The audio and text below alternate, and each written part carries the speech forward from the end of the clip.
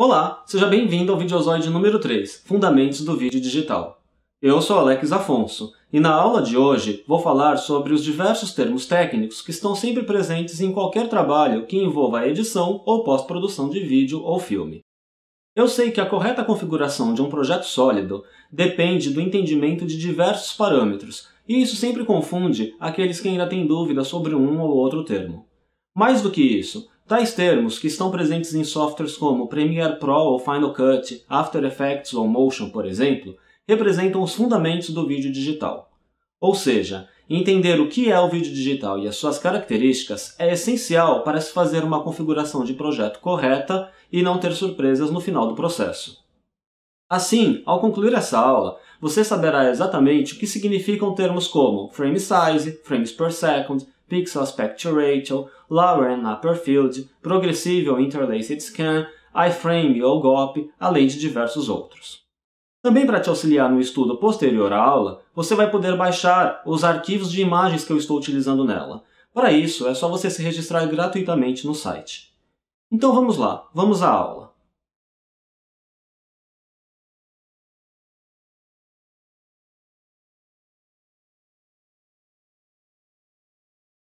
Quando a gente fala de vídeo, a gente acaba sempre, hora ou outra, se deparando com alguma configuração ou algum aspecto do vídeo o qual não sabemos direito o que significa ou como configurar. Vamos ver cada um desses aspectos, ou pelo menos os principais deles, passo a passo, e a partir daí você vai conseguir ter, no final, uma boa visão geral sobre como configurar os seus projetos de vídeo, tanto no Premiere, quanto no After Effects, no Final Cut, no Motion, em qualquer software de edição de vídeo não linear. Com relação ao fluxo de trabalho SD, HDV ou HD, todas as dicas que eu vou passar agora são importantes. Vamos começar pela base. O que é o sistema de vídeo? O sistema de vídeo define todos os parâmetros para a reprodução de filme ou vídeo. Esses parâmetros são o frame size, que é o quê? O tamanho do quadro em pixels, medido da largura para a altura, aspect ratio, ou seja, a proporção do quadro da imagem, como 16:9 ou 4:3, por exemplo. Termos que também se usa para dizer isso é widescreen ou tela cheia, por exemplo.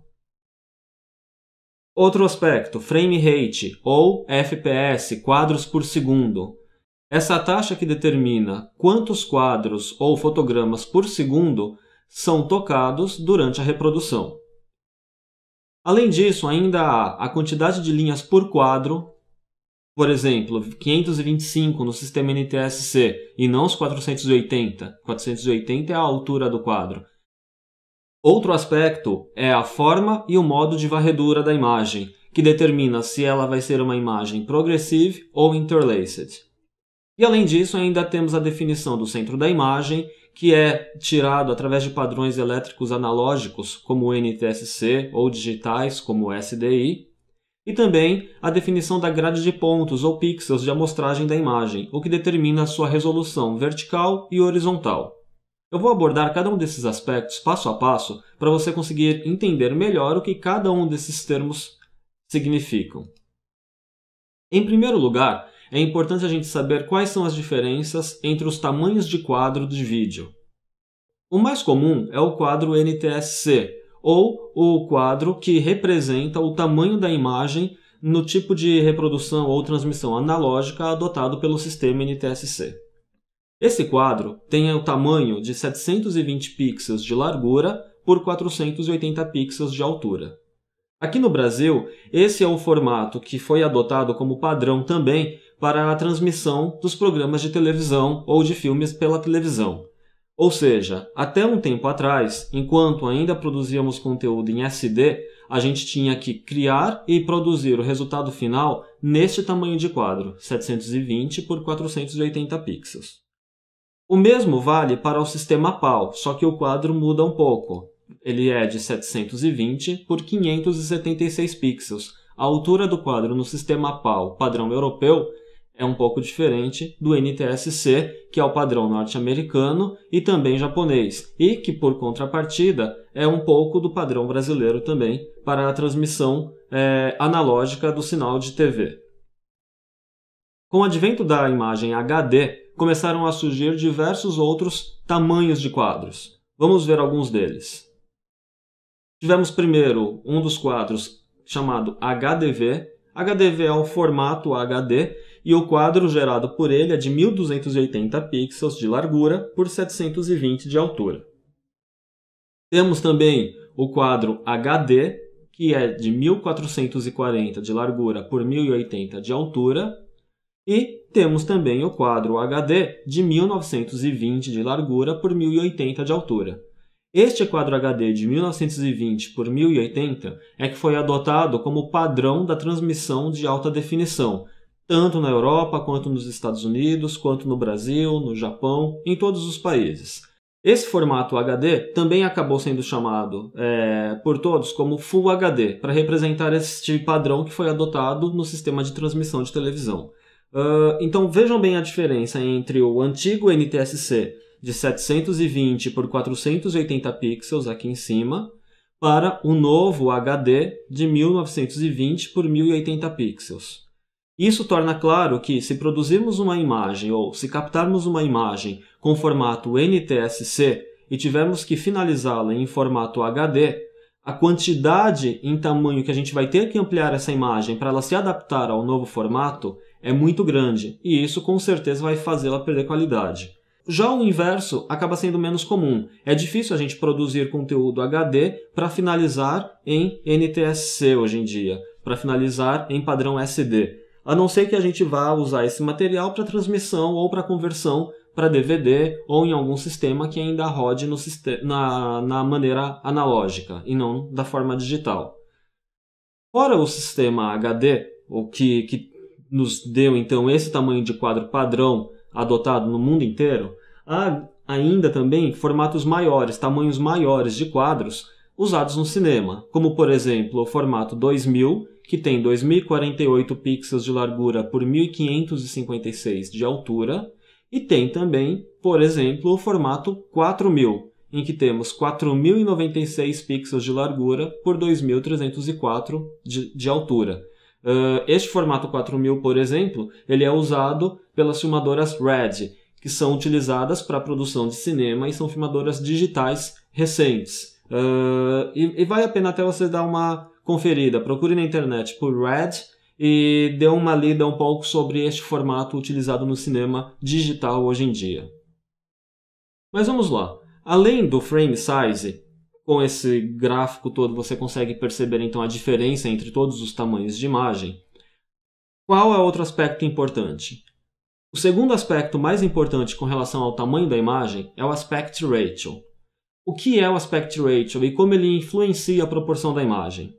O aspect ratio é a dimensão estabelecida pela medida do lado maior e do lado menor do quadro, fotograma, e isso acaba determinando a sua proporção. Em outras palavras, a base da imagem digital, aquela imagem da fotografia ou aquela imagem que produzimos num software como o Photoshop ou Illustrator, por exemplo, trabalha geralmente em cima de um pixel quadrado chamado square pixel. Este pixel quadrado ele é dado na proporção de 1 para 1, ou seja, ele tem uma largura para uma altura.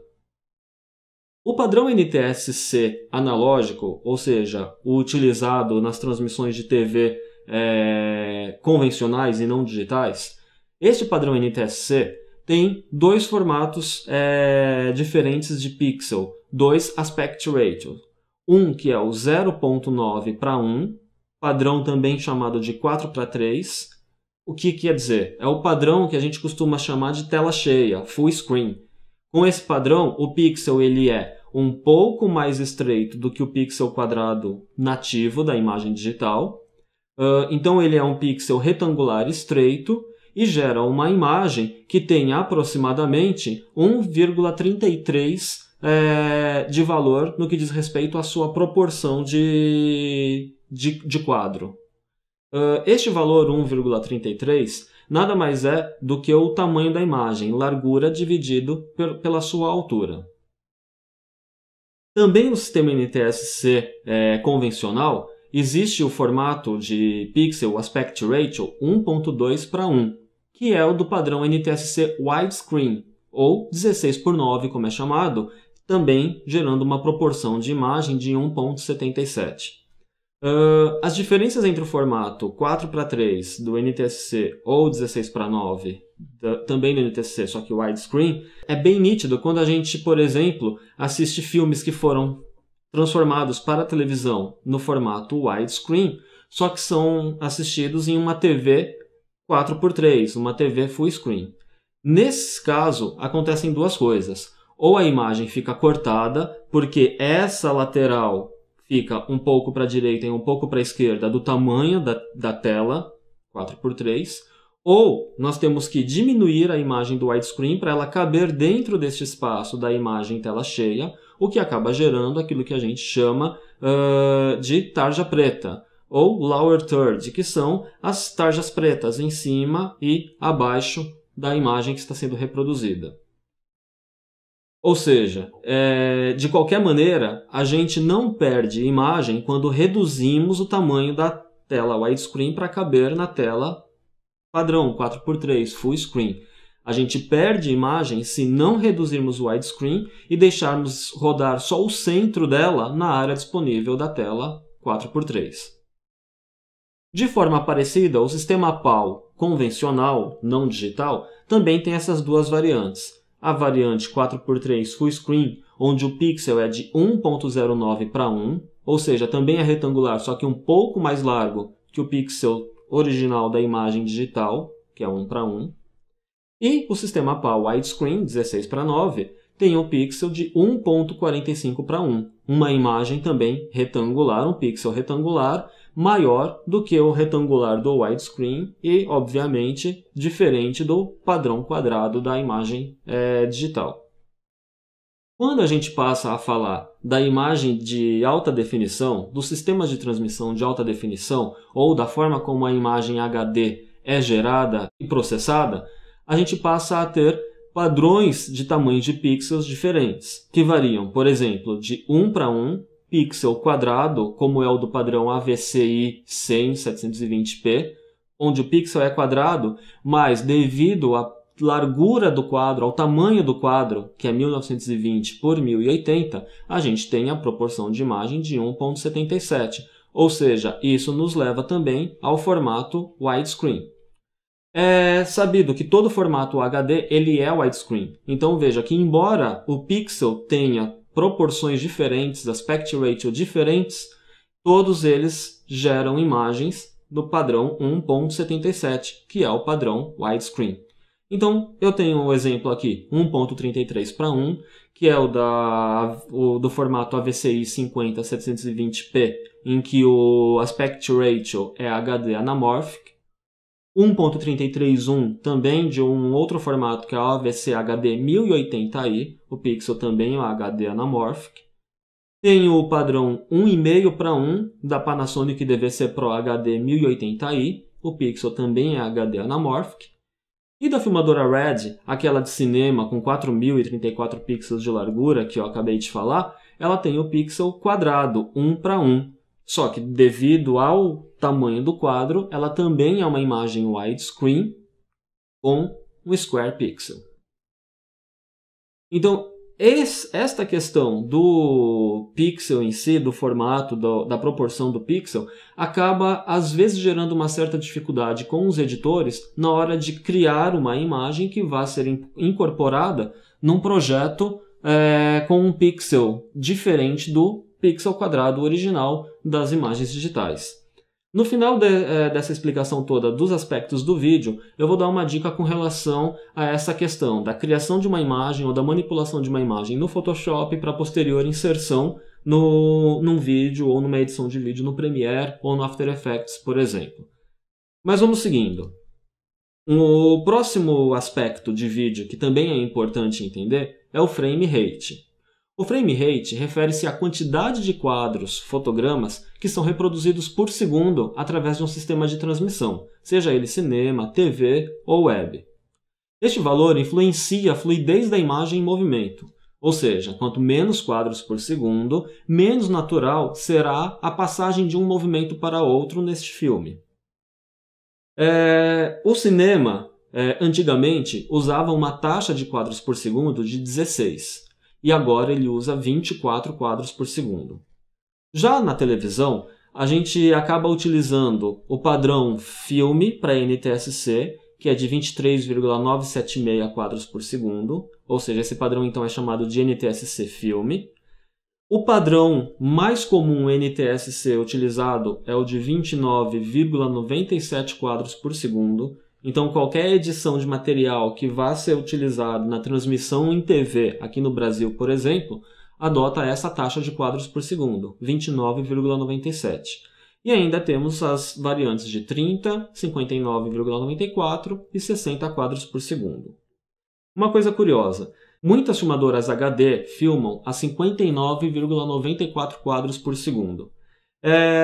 Essa taxa de quadros por segundo acaba sendo convertida no final para 29,97, porque essas filmadoras que filmam a essa taxa, elas gravam em metade dessa taxa um dos campos, fields da imagem, as linhas ímpares, por exemplo, e a outra metade guarda as linhas pares da imagem, o field par.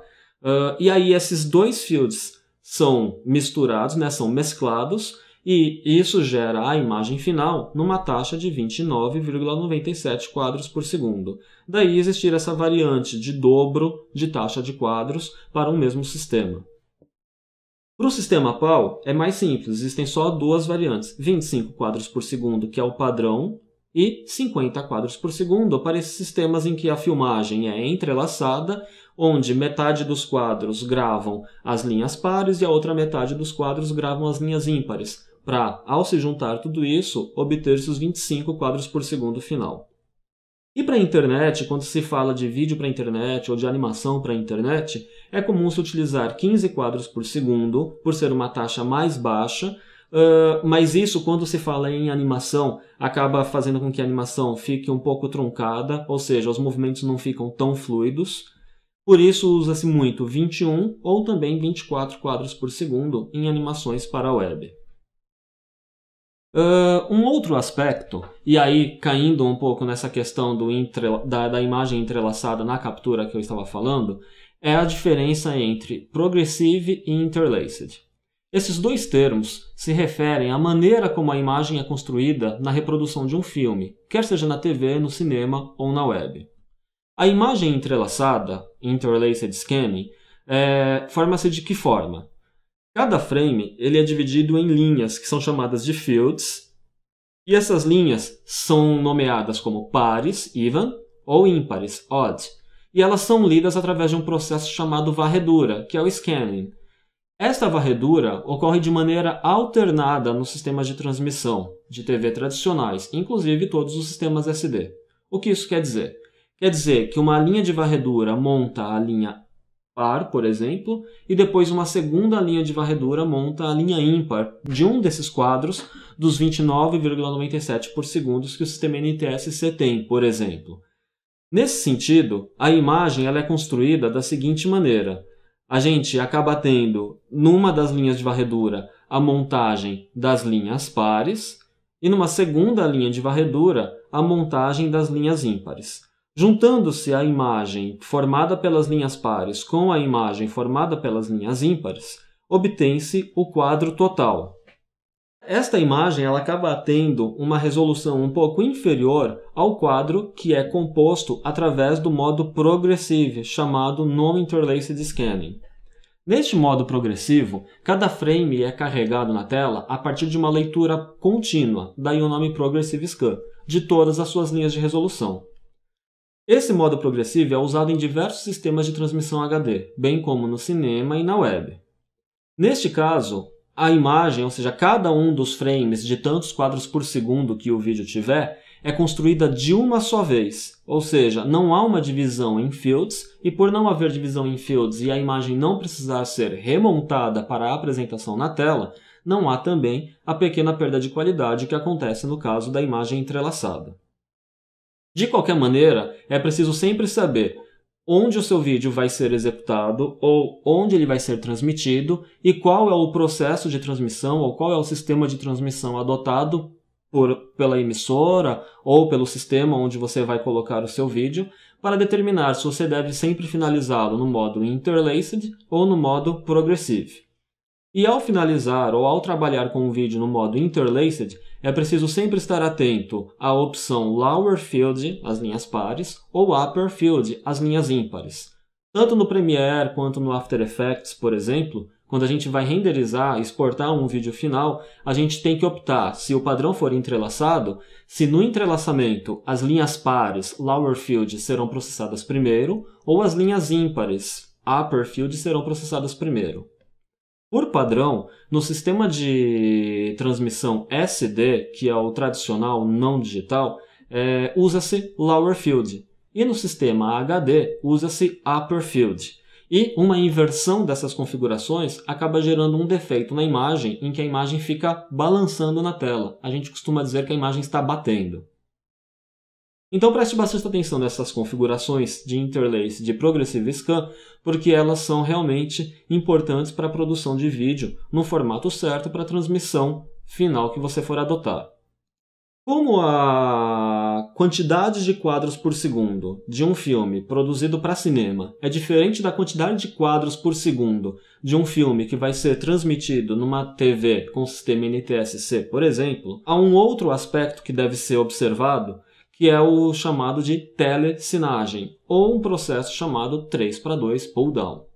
Este processo de telecinagem só se dá quando realmente é necessário fazer esse tipo de conversão. Uma imagem que roda a 24 quadros por segundo ser convertida para uma imagem que rode a 29,97 quadros por segundo. O software que lhe permite fazer isso, dentre os softwares da Adobe, por exemplo, é o Adobe After Effects. Nele, na hora de se exportar um vídeo, há sempre a possibilidade de escolher se você quer ou não adotar um sistema de 3:2 pull-down, ou também na interpretação do vídeo, mesmo antes de exportá-lo, a partir da janela do projeto. Mas vamos lá, o que é a telecinagem? A telecinagem, ou telecine, é o nome dado ao processo de transformação do filme de cinema de 24 fps para a televisão, a 29,97 fps.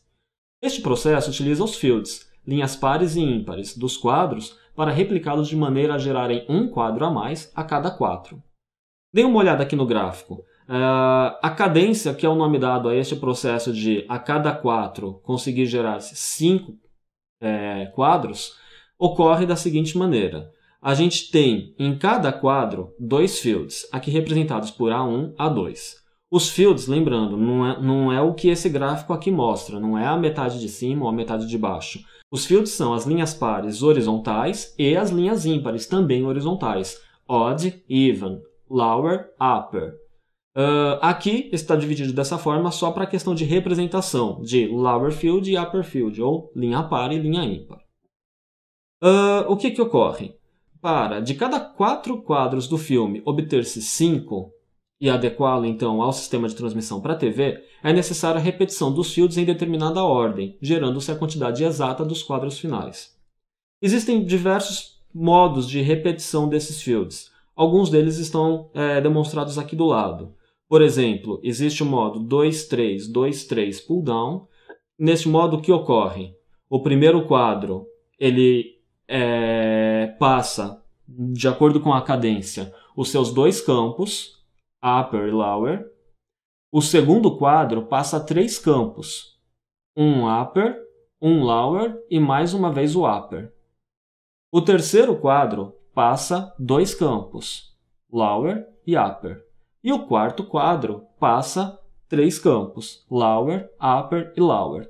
Desta forma, a partir de 4 quadros, geram-se 5.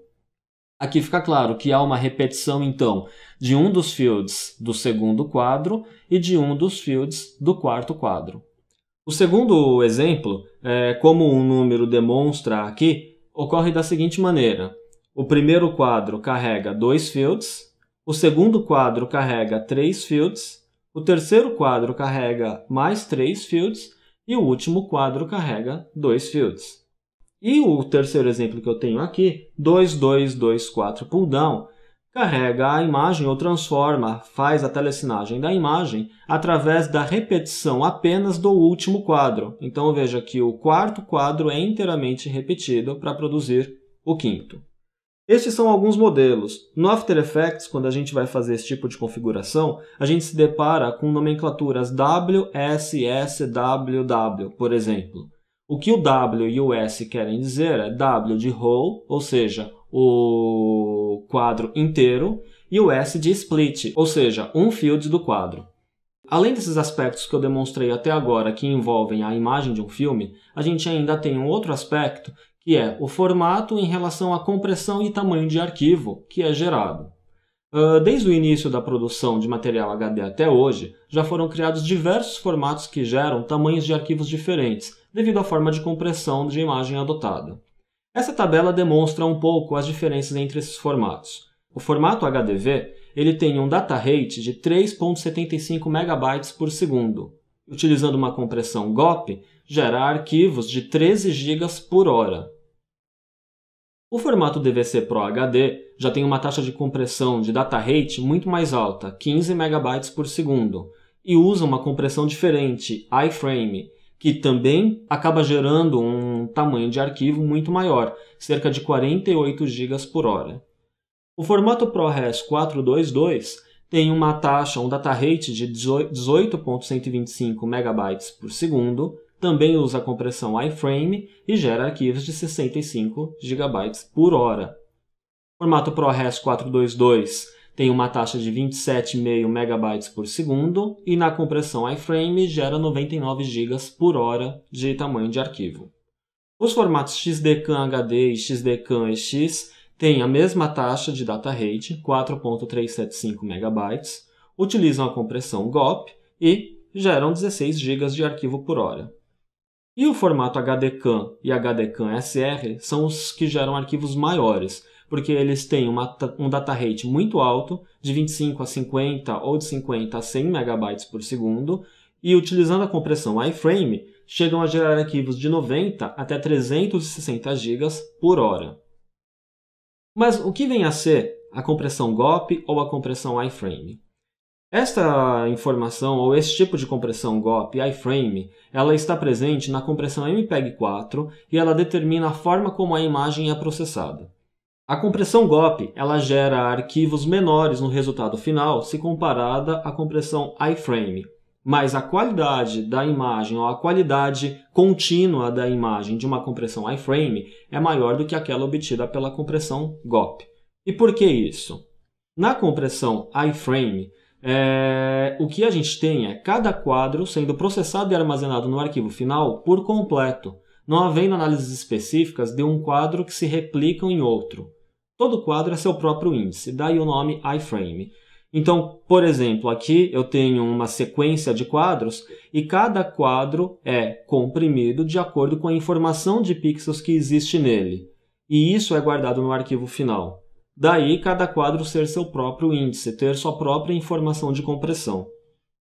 Já no formato GOP, ocorre o seguinte. GOP é a abreviação de Group of Pictures. Então, a gente acaba tendo um índice, ou seja, um quadro índice, que é o iframe.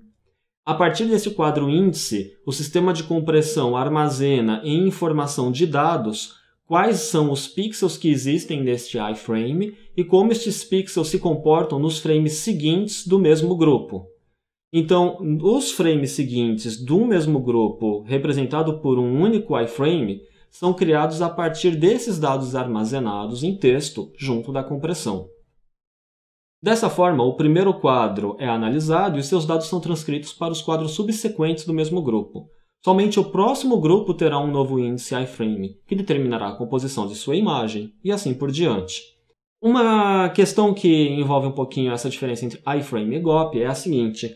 Geralmente, quando a gente está editando no Premiere um filme e finaliza e exporta ele para DVD ou para um formato em MPEG-2 para colocar no Encore, por exemplo, para autorar um DVD, a gente percebe que ao marcar capítulos no Encore, as marcações de capítulo nem sempre caem exatamente na posição ou no quadro que a gente escolheu.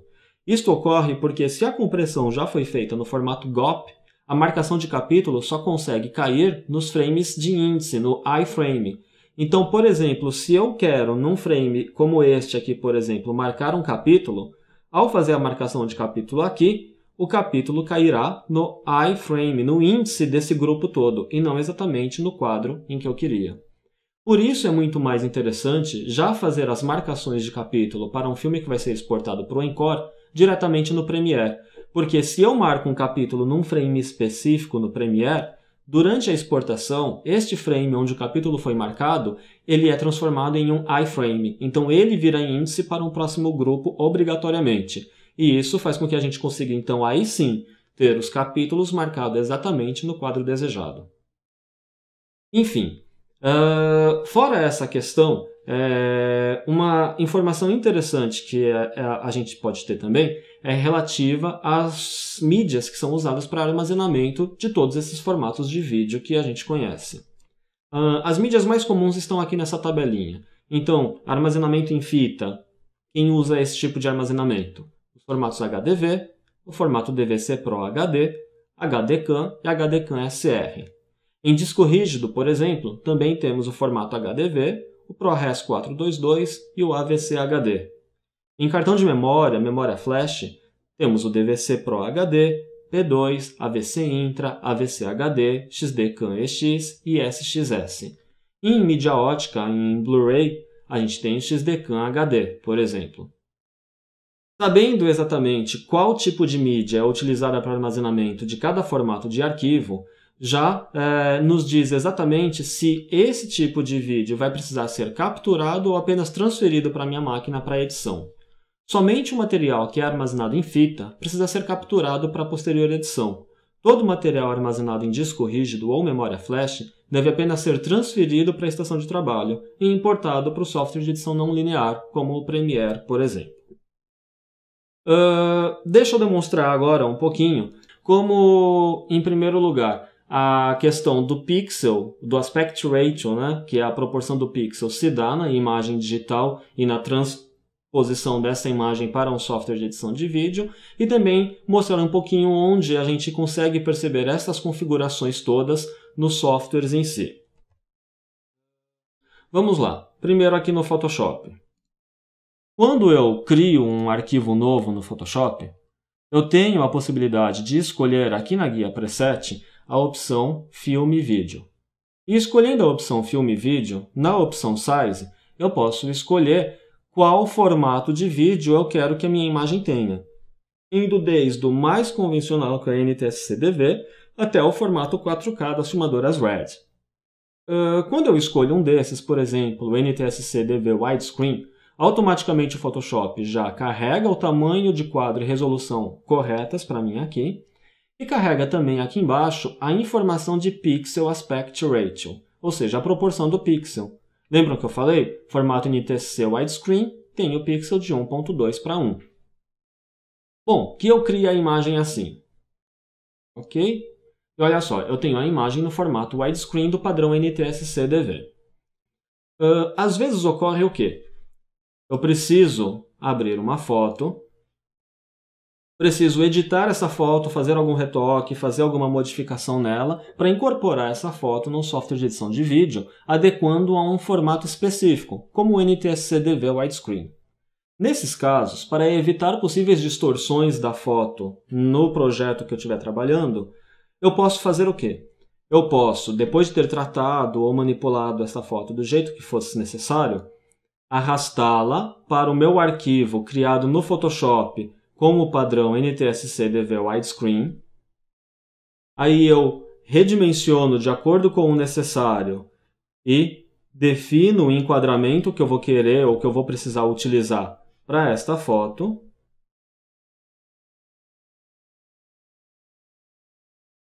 Assim eu não tenho distorção nenhuma dela no padrão NTSC-DV Widescreen. Eu salvo essa imagem.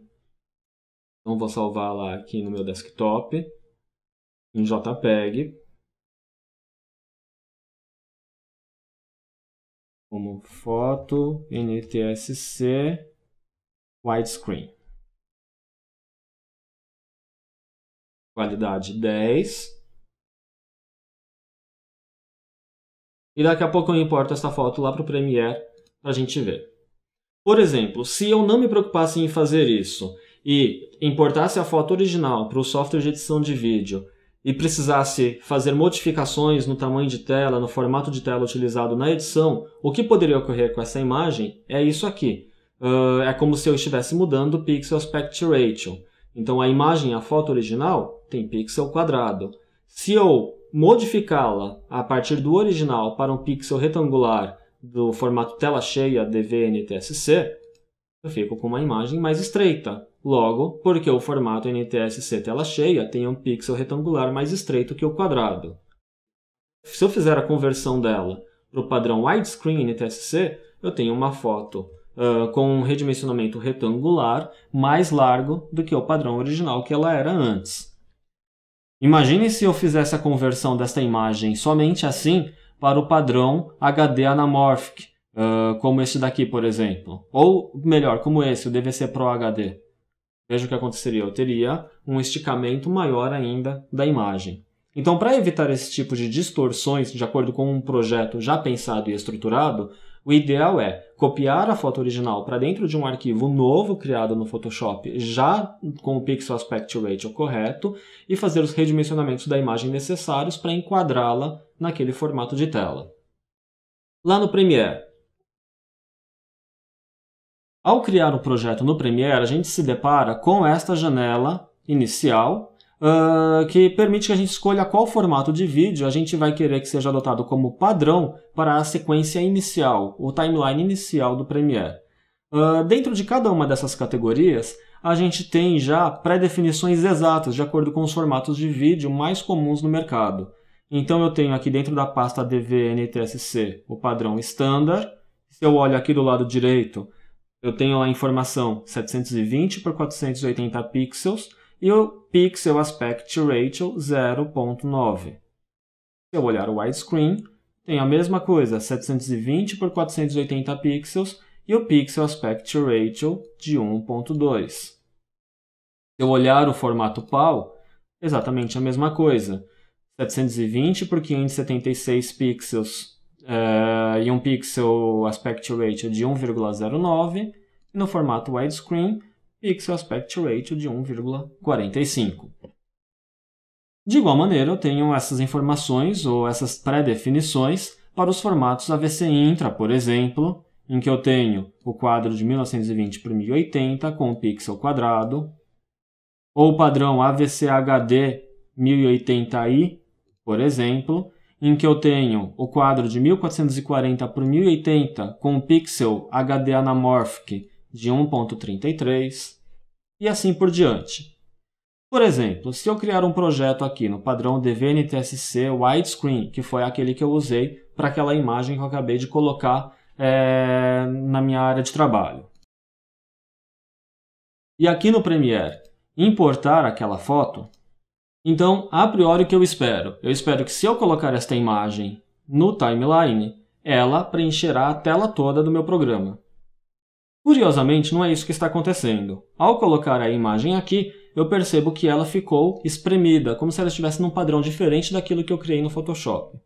Mas ora, lá no Photoshop, se eu abrir esta imagem, esse JPEG, eu vejo que aqui ele está no formato widescreen. E se eu, pelo menu View, Pixel Aspect Ratio do Photoshop, olhar, eu percebo que ele está no formato widescreen 1.2. Já no Premiere, quando eu olho e analiso melhor a imagem aqui na janela do projeto, eu percebo aqui em cima que o Premiere me diz que a imagem tem 720 por 480 pixels com pixel 0,90. Opa, peraí, 0,9 é pixel formato tela cheia e não widescreen. Então houve algum erro de interpretação na importação da imagem. Por isso existe, tanto no Premiere quanto no After Effects, quando a gente clica com o botão direito do mouse sobre uma imagem ou um vídeo importado, a opção da gente modificar a forma como ela foi interpretada, através desse comando chamado Interpret Footage.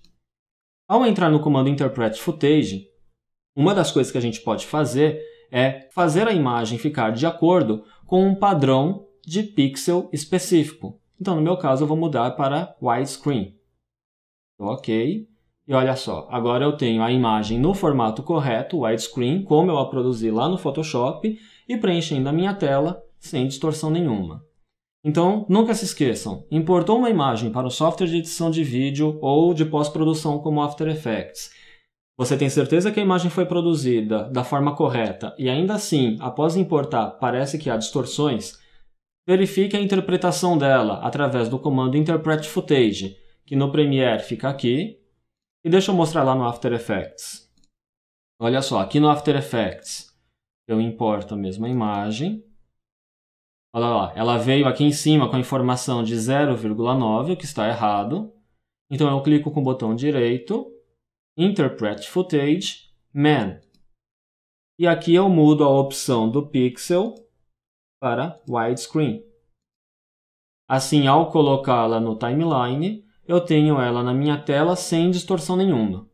Aliás, o After Effects tem uma coisa interessante. O que eu estou vendo aqui na minha tela central, que é a minha tela da composição, é a imagem sem a correção de pixel. Ou seja, eu estou vendo a imagem com pixel quadrado, o que não é o certo do meu projeto. O meu projeto tem pixel widescreen. Se eu ativar este botãozinho aqui embaixo da janela da composição, eu ativo a correção de pixel e aí eu passo a ver a imagem em widescreen, como ela está no meu original e como o meu projeto também está configurado. Para finalizar, vale lembrar que também no Illustrator, quando a gente cria um novo arquivo, a gente pode escolher a opção Video and Film Document. E ao escolher esta opção, o Illustrator também me permite escolher entre diversos formatos de vídeo, desde o NTSC até o 4000 para cinema, e selecionando uma dessas opções, automaticamente o Illustrator, ao invés de fazer uma correção por tamanho de pixel, vejam aqui que eu não tenho opção de Pixel Aspect Ratio no Illustrator, ele cria para mim um quadro com o tamanho ideal para uma imagem que vai ser adotada como sendo uma imagem widescreen do padrão NTSC-DV.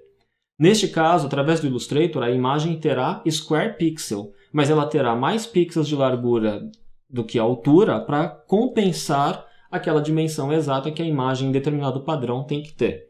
Então, por exemplo, se eu crio aqui a imagem no formato NTSC-DV widescreen, e preencho com alguma coisa. Então eu vou pegar aqui e vou importar a minha fotografia original. E vou colocar ela num determinado enquadramento. Não vou reduzi-la de tamanho, eu vou colocar ela só num determinado enquadramento. Então aqui no Illustrator, por exemplo, se eu salvo esse arquivo, então eu vou chamar de Illustrator widescreen. E aqui no After Effects eu importo.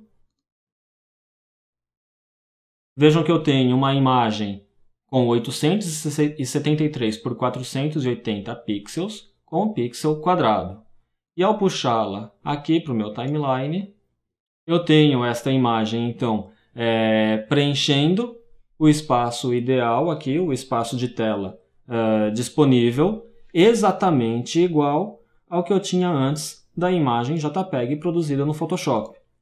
Ou seja, o Illustrator ele trabalha por compensação em quantidade de pixels para reproduzir a imagem de acordo com o Pixel Aspect Ratio do formato de vídeo selecionado. Já o Photoshop ele guarda na imagem o Pixel Aspect Ratio e a gente só precisa prestar atenção depois de importar para o Premiere ou para o After Effects se este Pixel Aspect Ratio foi preservado ou não, e se não, a gente vai lá no Interpret Footage e corrige. Então é isso, com base em todas essas explicações, eu tenho certeza que a partir de agora você vai ter um pouco mais de segurança para criar e configurar os seus projetos adequadamente e também para trabalhar com as imagens e os formatos de vídeo que estão disponíveis no mercado. Esta aula se encerra por aqui e nos vemos na próxima.